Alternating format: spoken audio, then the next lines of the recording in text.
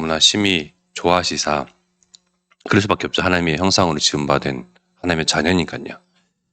근데 그런 자녀된 아담과 하와, 원래 인간이 하나님을 떠나게 되는 그러한 있을 수 없는 일이 일어났습니다.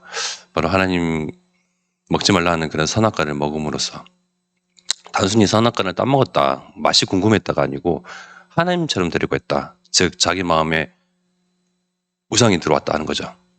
하나님을 경외하고 하나님만 경외하고 하나님만 찬양하게 되는 하나님의 형상 닮은 사람이 하나님만이 아닌 나도 하나님처럼 될 수 있다.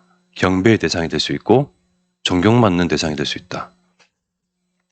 그래서 그게 바로 우상숭배죠. 내 자신을 믿는 것. 하나님보다 더 우위에 두는 그 무언가, 나 자신이 될 수도 있고요. 물질이 될 수도 있고요. 자녀가 될 수도 있고요.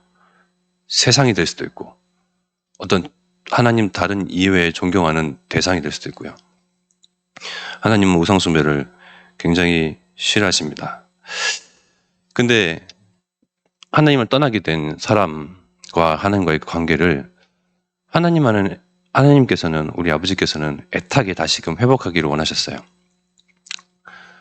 처음부터 떠난 거는 하나님 우리를 떠나신 게 아니고 우리가 하나님을 떠난 거지, 하나님은 늘 애타게 기다리시고 또 어떻게 회복되기까지 긴 시간을 정말 어떤 마음으로 기다리셨을까요?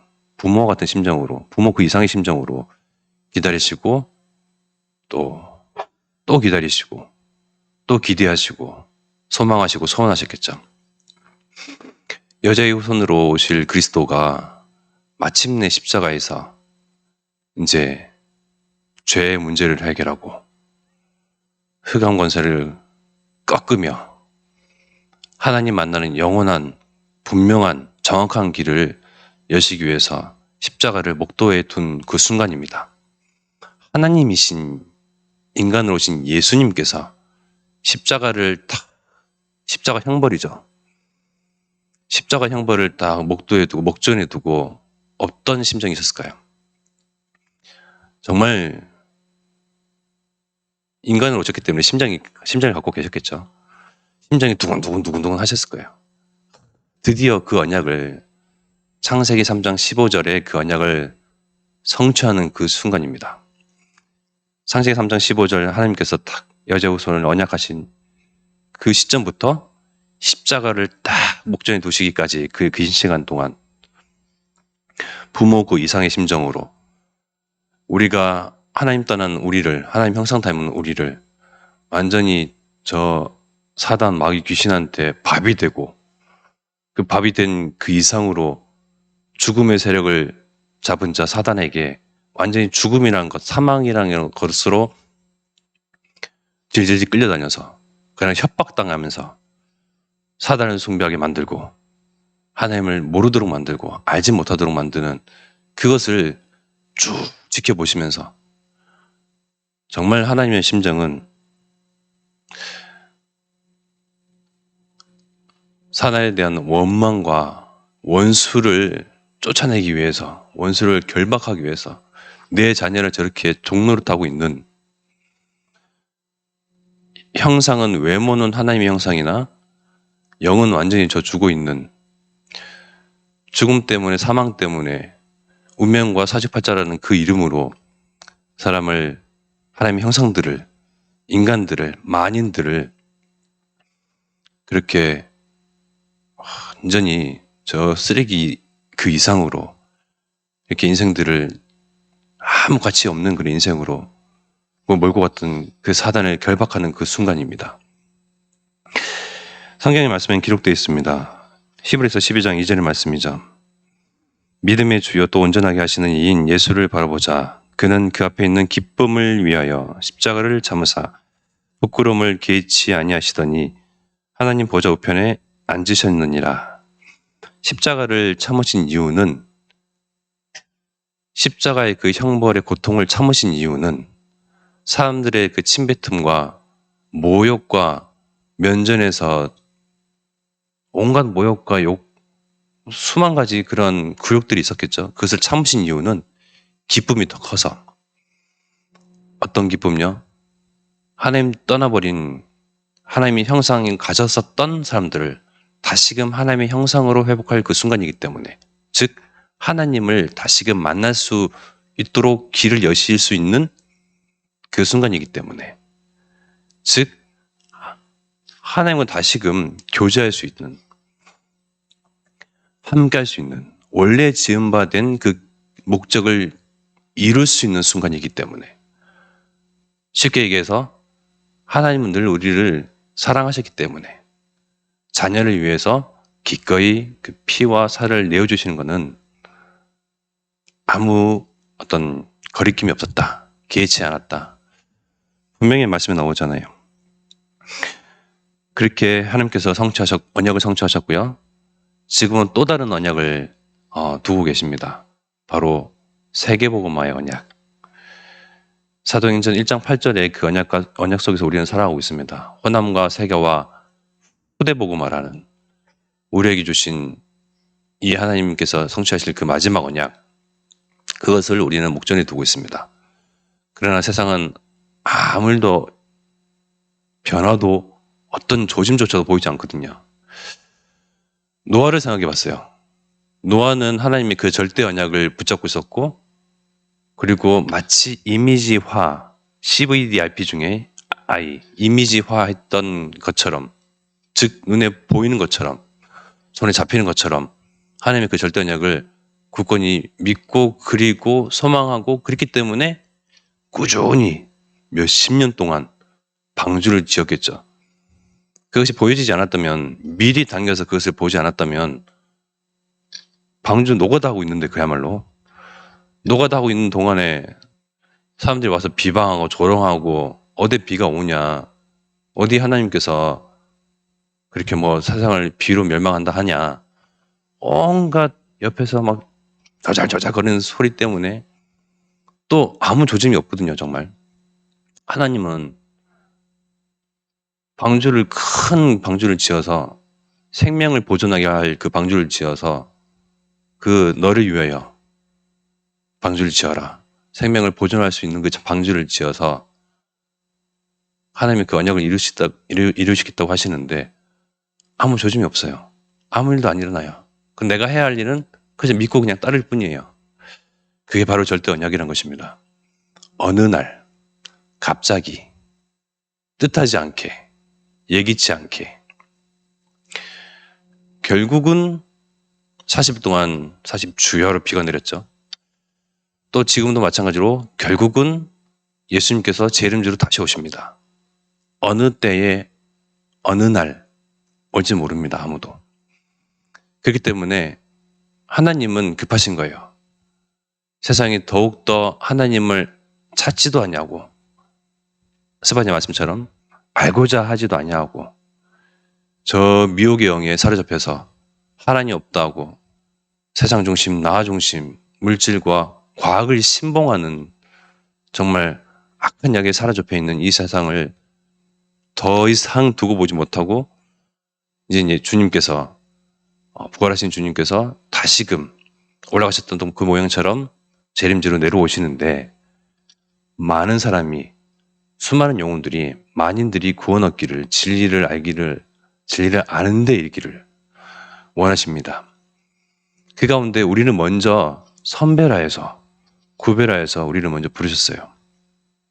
우리가 어떤 은혜와 특별한 은총을 받았냐, 또 말씀 속에서 확인해 보겠습니다. 데살로니가 후서 2장 10절과 11절의 말씀에 보면요, 불의의 모든 속임으로 멸망하는 자들에게 있으리니 이는 그들이 진리의 사랑을 받지 아니하여 구원함을 받지 못함이라. 이러므로 하나님이 미혹의 역사를 그들에게 보내사 거짓 것을 믿게 하심은, 12절입니다. 진리를 믿지 않고 불의를 좋아하는 모든 자들로 하여금 심판을 받게 하려 하심이라. 즉 우리는 진리의 사랑을 받은 사람들이고, 진리의 사랑을 받지 못한 사람들은 불의의 영, 미혹하는 역사를 당한 사람들이에요. 미혹하는 역사, 미혹의 역사. 사람들은 눈에 보이는 것으로, 손에 잡히는 것으로, 대중이 따르는 것으로, 즉 사단의 그 미혹의 영에 사로잡혀서 미혹의 역사를 따라갑니다. 그래서 결국은 멸망의 길로, 결국은 심판의 길로 그 자리에 들어서는데 악인들은 심판을 견디지 못할 것이다. 그러나 사랑의 역사, 사랑의 진리, 하나님께서 우리를 사랑하사 특별히 구별해내시사 예수가 그리스도다, 예수만이 길이요 진리요 생명이시다 하는 이 복음을 듣고 들려지고 믿어지고 영접게 되고 구원하신 그 사랑의 진리를 믿은 우리는 이미 다른 거죠. 영이 다른 거예요. 자, 가만히 생각해 보세요. 어떻게 우리가 그 복음을 듣고 반응할 수 있는지. 사실은 반응이 안 되는 게 당연한 거거든요. 이론적이지도 않고 논리적이지도 않고. 그런데 이 복음을 그저 딱 듣고 아, 그렇구나. 아멘이 되어지고 아, 예수만이 나의 운명과 저주의 그런 인생 가운데 있던 나를 보게 하고 예수만이 거기서 건져내는 유일한 길이구나. 하나님 만나는 유일한 그 이름이구나. 예수님만이 사단과 흑암을 꺾으신 예수 그리스도구나. 참 왕으로 오셨구나. 이게 믿어진다는 것은 보통 은혜가 아니거든요. 우리를 수많은 영혼들 가운데 따로 떼어놓으신 것이 아니고 먼저 부르신 거예요. 먼저 부르셔서 심판을 견디지 못할 그날에 이르기 전에 많은 사람들이 심판에 다가가기 전에 많은 사람들이 정말 영원히 죽는 그 지옥 권세에 떨어지기 전에 하나님 믿게 하는, 진리를 알게 하는, 생명을 얻게 하는 이 호남 세계 후대 복음화의 그 언약을 성취할 증인으로 우리를 먼저 구별해내신 겁니다. 그래서 어떤 유대인처럼 선민 의식을 가진 것이, 선민 의식을 가질 것이 아니고 선별해서 구별하셨고 먼저 부르셨다. 증인으로 부르셨다는 것에 더 반응하셔야 돼요. 아, 나만 특별해. 우리만 달라. 이게 아니고 증인으로 부르셨다는 것은 재판장에서 증인의 자리에서 서서 증언할 거리가 있다는 거예요. 즉 예수가 그리스도라는 그 증언을 통해서 많은 사람들이 회심하는, 죄에서 돌이키는 그 일을 하는 것이 우리의 임무입니다. 우리의 미션이고요. 살아갈 목적이고 모든 것입니다. 마지막으로 고린도후서 4장 말씀 한 번 더 확인해 보면요. 고린도후서 4장 4절과 5절의 말씀을 보면 그 중에 이 세상의 신이 믿지 아니하는 자들의 마음을 혼미하게 하여 그리스도의 영광의 복음의 광채가 비치지 못하게 함이니 그리스도는 하나님의 형상이니라. 우리는 우리를 전파하는 것이 아니라 오직 그리스도 예수의 주 되신 것과 또 예수를 위하여 우리가 너희의 종된 것을 전파함이라. 그리스도는 하나님의 형상이라고 분명히 말씀 나왔죠. 그리스도를 증거함으로 하나님의 형상을 회복하는 거예요. 즉 우리는 하나님의 형상이 회복된 자들입니다. 영적인 하나님의 형상의 축복을 받은 자들이에요. 즉 스스로 그 거울을 한번 비춰보십시오. 어떤 것이 보이는지. 세상 기준에서, 세상 시선에서 부족하고 모자라고 없는 스펙, 모자란 기능, 이것이 보인다면 육신적인 것이고요. 하나님의 형상, 생육하고 번성하고 다스리고 왕적인 그런 권위를 가지고 세상을 통치할 수 있는 그러한 실제 왕의 권세, 그런 것들이 보이며 그럴 수밖에 없죠. 성삼위 하나님께서 보호자의 축복으로 늘 따라다니시면서 위에서 쏟아 부어주시는데 이 영적인 눈이 보여야 돼요. 이 하나님의 형상을 회복된 자들이고요. 그렇지 못한 사람들은 사단으로 하여금 마음이 혼미해서 그리스도의 영광의 광채가 비치지 못하는, 아무리 우리가 햇빛을 다 모든 사람들이 80억, 70억의 인군들이 사람들이 그 햇빛을 다 비춰 우리를 향해 비추고 있잖아요. 그 햇빛을 쬐고 있단 말이에요. 광합성도 하고요. 비타민 D도 그 생성이 되고요. 근데 이건 햇빛일 뿐이고 그리스도의 광채, 우리를 통해서 여러분들의 그 입술 통해서 그 복음이 끊임없이 증거되고 있거든요. 현장에서, 삶 속에서. 그런데도 혼미하여서 마음 상태, 영적 상태가 혼탁하여서, 즉 사단에게 눈이 가려져 있고 영이 사단에게 덮여져 있어서 혼미한 정신 상태, 영적 상태이기 때문에 아무리 여러분 통한 그리스도의 광채가 비춰져도, 복음의 빛이 비춰져도 알아듣지 못하는 거예요. 이 일 사이에 우리가 할 것은 나를 스스로 드러내고 전파하는 것이 아니고 끊임없이 그리스도를 증거하고 전파하는데 그들이 이 복음을 듣게끔, 들려지게끔, 즉 하나님의 은혜가 나에게 임했던 것처럼 이들에게도 임하게끔 기도하는 거예요. 이 일을 위해서 흑암을 결박하고요.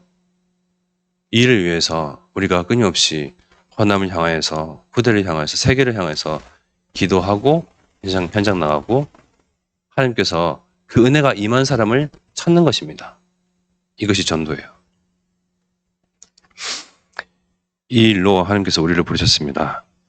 정말 우리가 복음과 당연히 친밀해야 할 수밖에 없는 이유가 있고요. 왜? 하나님이 우리를 자기 자신을 내어주신 만큼 사랑하시기 때문에, 사랑을 받은 만큼 또 우리도 사랑해야죠. 그것이 바로 친밀한 관계, 연인 그 이상의 관계. 그 속에서 하나님은 여전히 더 그 사랑을 불태우고 계시고 뜨거우신데 나의 마음은 얼마만큼 어떠한지, 식지는 않았는지, 정말 나에게 주신 그 사랑 그대로 증거되도록, 전파되도록 헌암과 세계와 후대복음을 위해서 기도하며 또 이를 위해서 달려나가시는 유광수 목사님과 담임 목사님의 가는 곳에 주의 손이 함께하도록 심하여 기도드리겠습니다.